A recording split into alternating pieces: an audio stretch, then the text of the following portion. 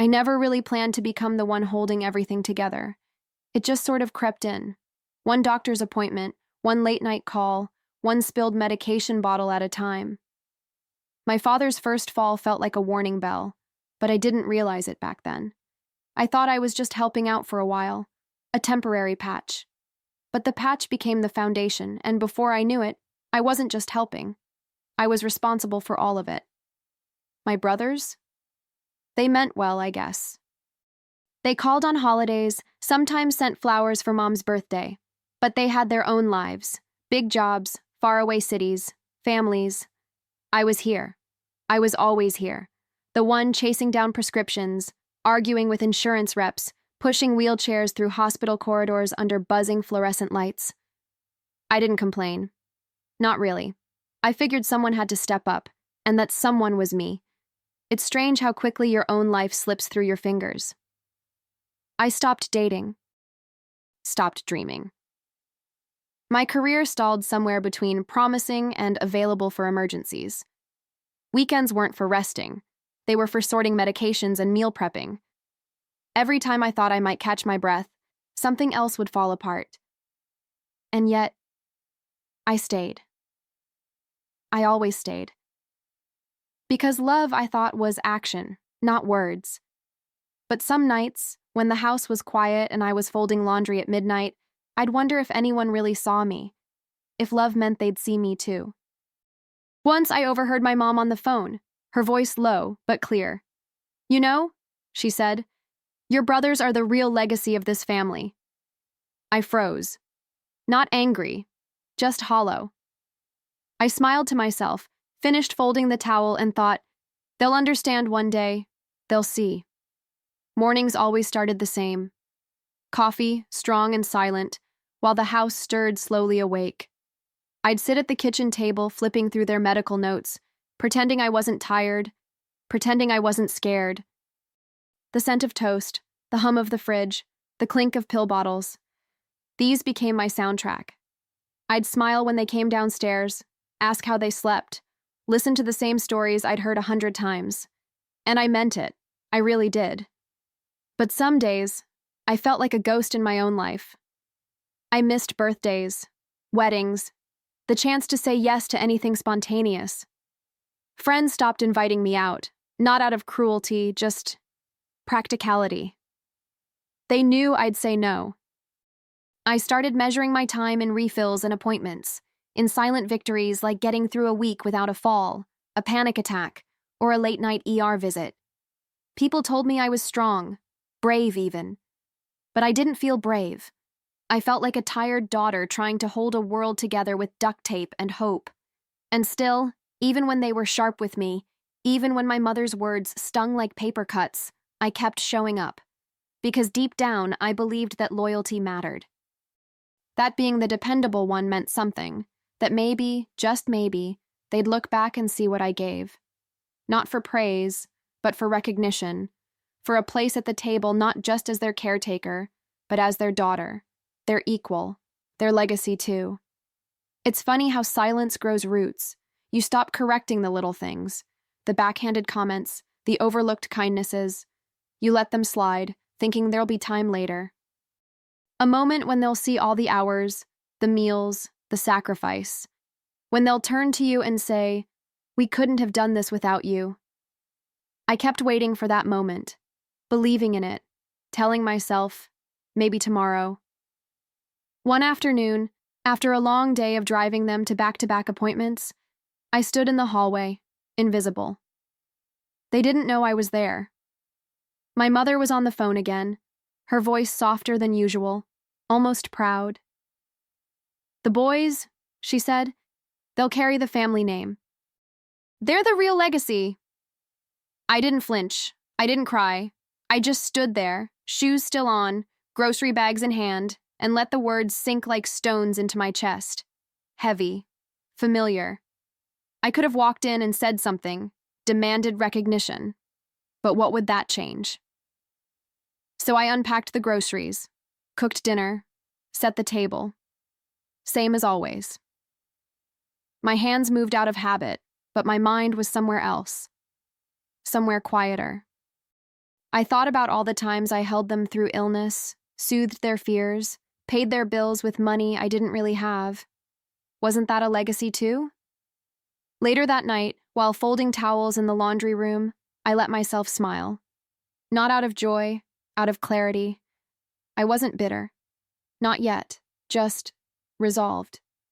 If they couldn't see me now, maybe they never would. But still, I held on to the tiniest thread of hope, the kind that lives in people like me. The ones who stay, the ones who give. I told myself, they'll understand one day. They'll see. And that was enough to keep going. For now. What I didn't know then was how quickly everything could shift. That love, no matter how deep, can be misunderstood. That sacrifice doesn't always look like strength to the people who benefit from it most. I thought I was building something, a legacy of my own maybe, but something was coming, something I hadn't seen, and it would change everything. It started with a phone call that didn't feel like trouble, not at first. "We'd like to have all the kids over," my father said. "There's something important we need to discuss." I thought maybe it was medical. Maybe they were planning ahead, finally ready to talk about long-term care. I even felt hopeful. Maybe they wanted to acknowledge what I'd done. So I cleaned the house, cooked their favorite soup, and tried not to get too far ahead of myself. Just be present, I told myself. Just listen.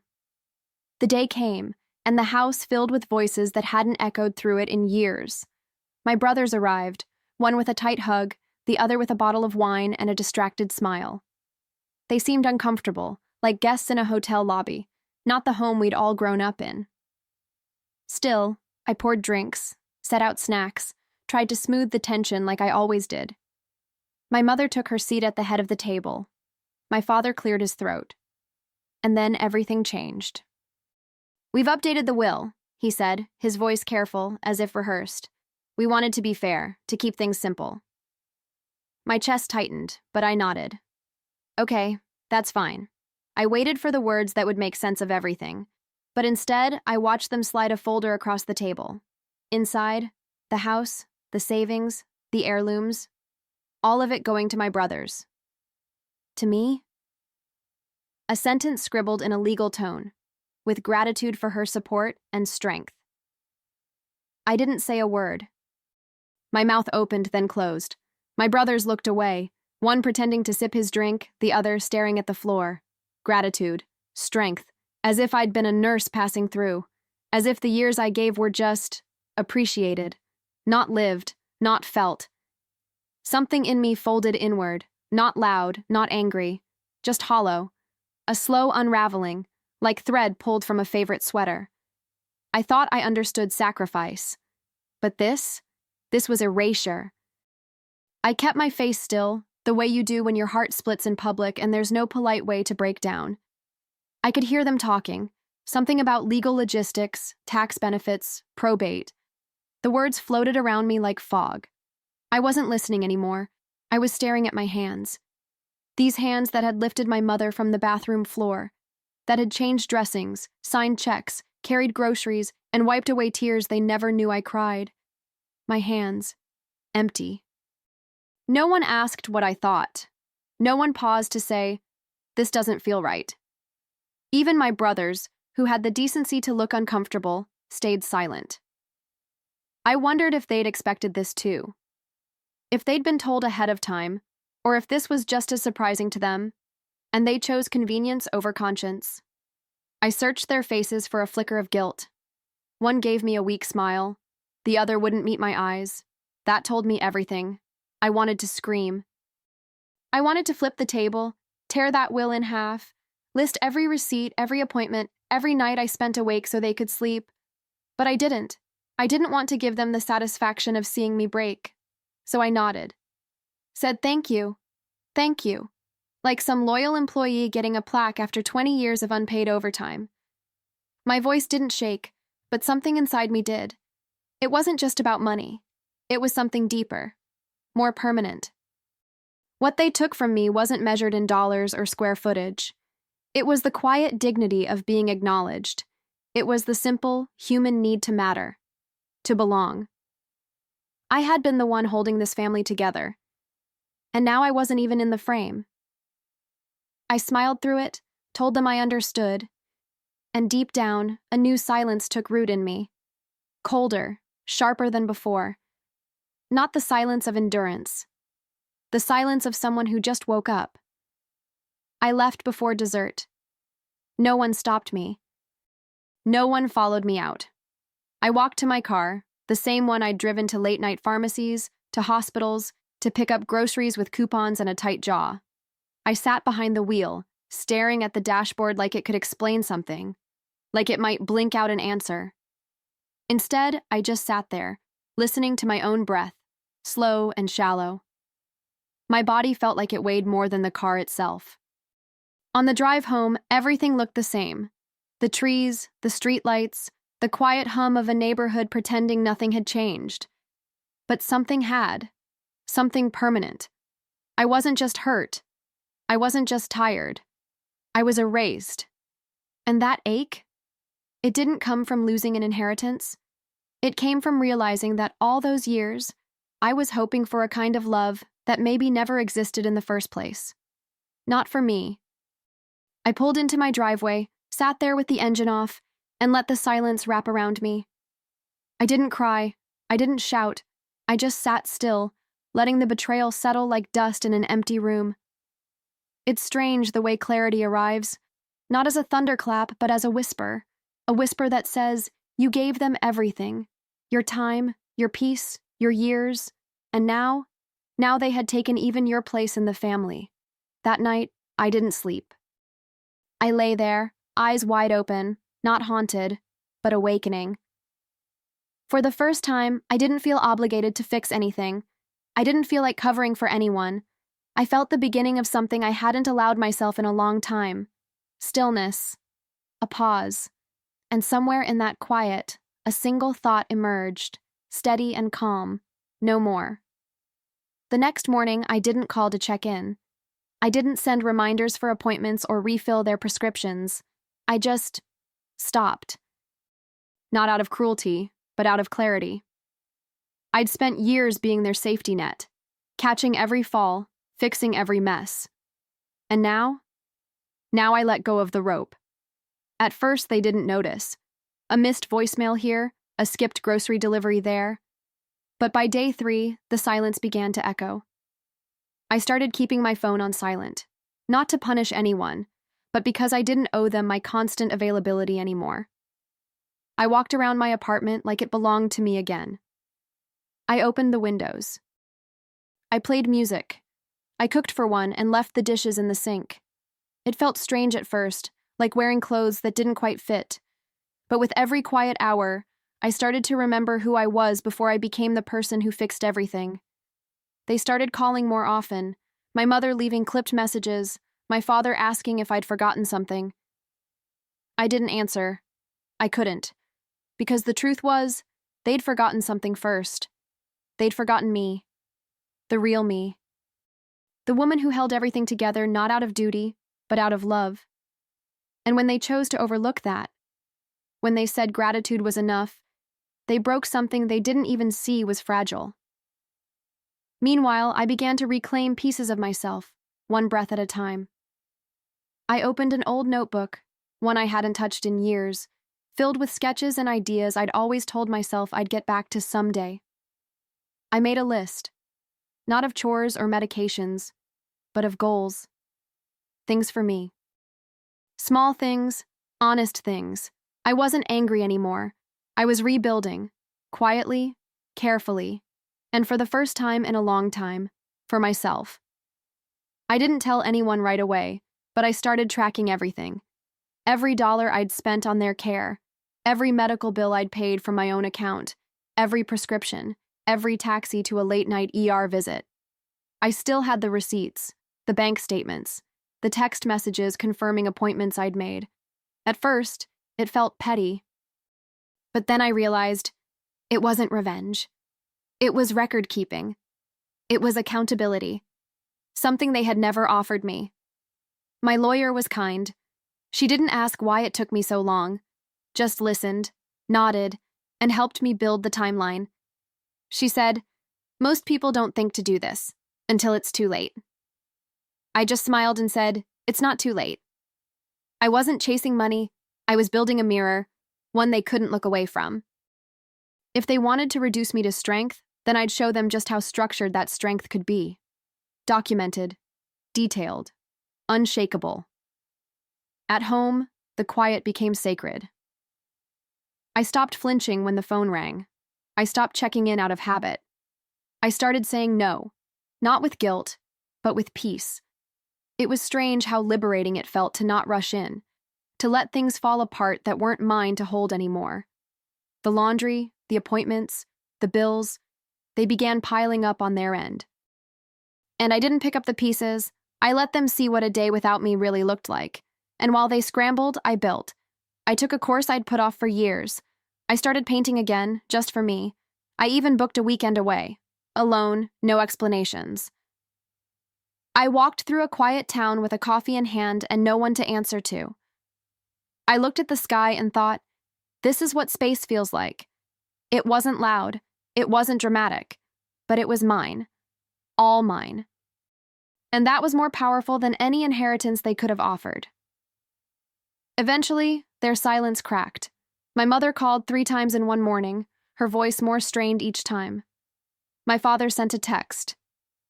"We need help." I stared at it for a while, feeling nothing. Not spite, not triumph, just distance. I wasn't angry anymore. I was done. There's a difference. I didn't block them. I didn't lash out. I simply didn't respond, because they weren't calling for me. They were calling for the version of me they depended on, the one they dismissed. And the brothers? They faded right back into the fog they'd always lived in. One sent a group message offering to check in more often. The other said he'd see what he could do between business trips. I almost laughed. The same men who'd inherited everything now scrambling to figure out how to schedule a blood test or decode an insurance form. I watched from a distance as the empire they'd been handed began to crumble in their hands. Meanwhile, I kept building my case. Not out of vengeance, but out of principle. I gathered every statement, every document. My lawyer called it meticulous. I called it memory. A memory of years spent unseen, turned into facts that couldn't be ignored. There was a strange comfort in the numbers, a strange power in turning pain into something solid. I didn't raise my voice. I didn't need to. I had evidence, and for the first time, they would have to look at it. One night, alone in my apartment, I stood by the window, watching the city breathe in and out beneath me. The lights, the cars, the quiet hum of other people's lives moving forward. I whispered to myself, barely louder than a breath, if they thought I was invisible, I'll show them how loud silence can be. And I meant it, not as a threat, as a promise to myself, that from here on out, I would not disappear again. It didn't take long for things to unravel. Without the daily check-ins, the prescription refills, the quiet errands I used to run without anyone asking, the house began to slip. Missed doctor's appointments, unpaid bills stacking up on the counter, confusion growing into crisis. And still, they didn't call my brothers first. No, they called me, as if nothing had changed, as if the betrayal never happened, as if I should just resume my role like a light switch being flipped on. I answered, this time. My voice was calm, measured. I asked them what they needed, listened, took notes, but I didn't rush over. I didn't offer a solution. I didn't offer me. When my mother said, "We really need you," I gently replied, "I hear that, but I'm not available the way I used to be." There was a pause, that heavy silence where someone realizes their power no longer works. I didn't fill it for them. I let it echo. They asked if I could just take care of a few things: the insurance paperwork, the medication schedule, the bills. I said I could recommend a care coordinator, a paid one. I gave them numbers, contacts. I offered professionalism instead of devotion, structure instead of sacrifice. They didn't know what to do with that. My mother stammered something about family. My father mumbled about obligation. And I said, exactly. Family, not staff. That same week, the lawyer sent the formal notice. A claim for reimbursement, line by line, every dollar I'd spent. Dates, documentation, a legal tone as cold and clean as a scalpel. I didn't draft it to hurt them. I drafted it because love without recognition isn't love, it's labor. I wasn't asking for favors. I was demanding acknowledgement. Not in words, not in flowers, but in action. For once, the weight of responsibility was being redistributed. When the lawyer's notice arrived, they called me, not out of anger, but out of panic. My father's voice cracked in a way I hadn't heard since I was a child. He asked if this was a mistake, if I meant to go this far. I told him gently that I hadn't gone far at all. I'd simply stepped back to where they had always assumed I stood. I could hear it then, the shift, the moment they realized I was no longer asking for a seat at the table. I was building one of my own. The brothers started to stir finally. One sent a long email about how complicated family can be and how maybe it's time we all sat down. The other texted to say he was blindsided and wished I'd just come to him first. I read the messages slowly, calmly, without flinching. These were the same men who sat in that room and watched everything be taken from me, who said nothing when I was handed gratitude like it was gold. And now? Now they wanted conversation. My mother asked if I'd come over. Just to talk. I told her we could talk anytime, with my lawyer present. There was a long pause. Then she asked, "Why are you doing this to us?" And I answered, "I'm not doing anything to you. I'm doing something for me." That distinction seemed to knock the air out of her. For once, they were on the other end of the plea. The ones asking. The ones hoping I'd make it easier. And I didn't. I wasn't cruel. I was kind and firm. I answered their questions. I explained the numbers. I offered referrals, alternatives, paths forward. But I never offered myself again. Because what they called punishment, I knew was just truth. And truth has a funny way of sounding like revenge when people have lived too long inside a lie. They weren't used to being held accountable, not by me, not by the one they thought would always stay soft. The hearing wasn't dramatic, no shouting, no tears. Just paperwork, signatures, timelines. My lawyer read through each document with precision, every word a reminder of what had gone unseen for too long. My brothers sat stiff, shifting in their chairs, their faces pale with the weight of receipts they didn't know existed. My parents looked smaller somehow, not fragile, just real, stripped of the myth I'd built around them to make all the sacrifice feel noble. When it was my turn to speak, I stood slowly. My heart wasn't pounding. My hands didn't shake. I looked right at them, at all of them, and said, "I'm not doing this to punish you. I'm doing this to remind you who was really there." The words didn't land like a slap. They landed like silence. That sharp kind of quiet that lingers when something undeniable has been said. I didn't say more. I didn't need to. The truth had already filled the room. I walked out of that building taller than I'd felt in years. Not triumphant, just steady. There was no parade, no applause, just the sound of my shoes on the floor and the wind meeting me at the door. I thought about all the nights I'd cried alone, the days I'd waited for recognition, the years I gave them without condition. And in that moment, I realized something powerful.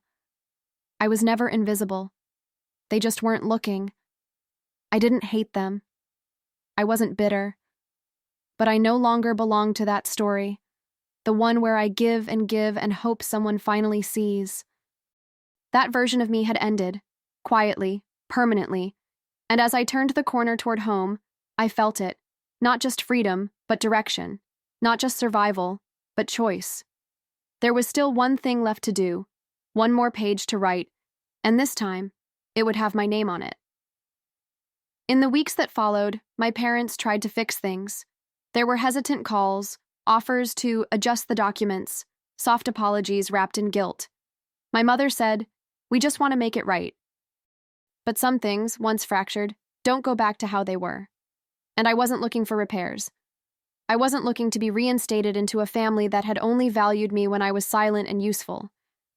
I was building something different now, something mine. They wanted to change the will, Include me this time. Add my name where it had once been conspicuously missing. I listened, then declined. Kindly, clearly. I don't want it, I said. Not anymore. They didn't understand. My father blinked hard, confused. My mother went quiet. But I had already grieved that version of belonging. I didn't want their house, their heirlooms, their late-stage redemption. What I wanted couldn't be inherited. It had to be created. So I made a request of my own. Through my lawyer, I had a clause written, one that would be included only if they insisted on restoring my portion. If they chose to leave something to me, it wouldn't come to me at all. It would go to a fund, a quiet place of shelter and dignity, a nonprofit for caregivers, a home for women like me, women who gave years and breath and tears in silence. The clause would read, "In honor of all daughters who are never seen." My lawyer called it poetic justice. I didn't see it that way. It wasn't about revenge. It was about truth, about saying with ink and intent that some legacies aren't about bloodlines or last names. They're about care, about who shows up, who stays, who carries it all, even when no one claps. I didn't want their money. I wanted meaning, and that was something I had finally learned how to give myself. The brothers didn't take it well. One called it dramatic, the other said it was an unnecessary statement. I didn't respond, because when you've spent years being disregarded, there's a certain power in no longer defending your choices. Let them squirm. Let them carry the silence I used to fill. They'd inherited the estate. Now they could inherit the mess, the paperwork, the caregiving. All the things they'd once believed came with no value. Now they'd learn just how heavy that gratitude really was. Within a month, they were knee-deep in logistics. The house needed repairs. The medical bills kept arriving. My parents required round-the-clock care. And suddenly, the inheritance didn't look so shiny. They reached out again, not with cruelty, but with confusion. "How did you manage all of this alone?" one of them asked. And for the first time, I didn't soften the truth. I said, "I managed it because no one else did." And that was the end of the conversation. Meanwhile, the fund was growing. Quiet donations came in from women I'd never met. Caregivers, daughters, sisters who had lived invisible lives like mine. Some sent notes. "Thank you for seeing us. Thank you for naming what we couldn't." It wasn't loud or public, but it was real. And in that space, I found something my family had never given me. Recognition. I didn't need a plaque or a portrait on a wall, just this ripple of shared truth. My parents tried once more, asking to meet, face to face, not to argue, but to find closure. I agreed, but on my terms. No history lessons, no rewrites, just presence. I didn't go to accuse or rehash. I went to witness, to be seen, not for what I gave, but for who I'd become. Strong not because I had to be, but because I chose to be. They wanted to leave a legacy. I already had. I walked into their home one last time. Everything looked smaller, the rooms, the furniture, even their voices. Time does that. It compresses the things we once thought were immovable. My mother sat in her chair by the window, my father beside her. They looked up at me not as their caregiver, not as their disappointment, not even as their daughter. Just as someone they didn't know how to name anymore. And strangely, that felt okay. I brought no anger with me, only peace. I sat beside my mother, took her hand gently, not because she deserved it, but because I did. She tried to speak, but the words caught. My father blinked back something he wouldn't call tears. I leaned in, kissed her forehead, and said softly, "Love isn't owed, but neither is loyalty when love is denied."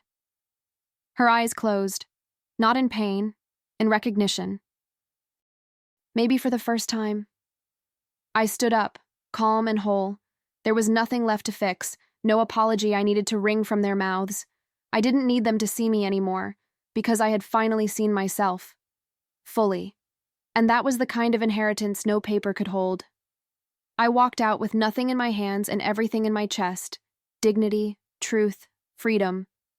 Not the kind anyone gives you, the kind you earn when you stop asking for permission to matter. Outside, the sky was that soft kind of golden that only comes at the end of a long day. I didn't look back. Not out of bitterness, but because I was already facing forward. Toward a life I'd built not from inheritance, but from clarity. And in that final step, I realized I was never the forgotten heir. I was the author of my own legacy, written in quiet courage and signed with love only where it was truly returned.